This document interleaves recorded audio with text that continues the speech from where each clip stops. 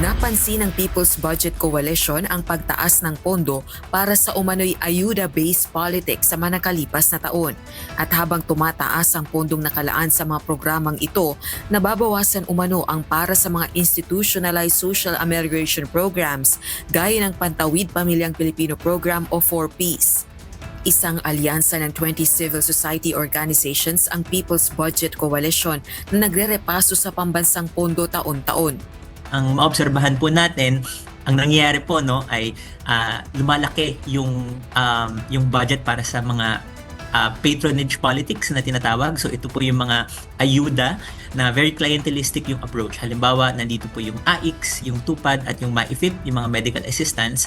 At the same time, ang binabawasan po ng budget ay yung mga rules-based na social protection. Halimbawa, yung budget ng PhilHealth na babawasan po last year na zero out pa nga siya. Items like yung 4Ps Ayon kay Montesa, ang isyong ito ang isa sa tinututukan nila sa 2026 National Expenditure Program. Gayun din ang malaking alokasyon pa rin sa flood control projects sa kabila ng mga alegasyon ng katiwalian. We have to really take the time to look into the specific items kung saan posibleng nakapark yung mga pork barrel or yung mga insertions na tinatawag. So this is a very important issue now. Kabilang ang People's Budget Coalition sa accredited civil society organizations para sa budget deliberation sa Kamara.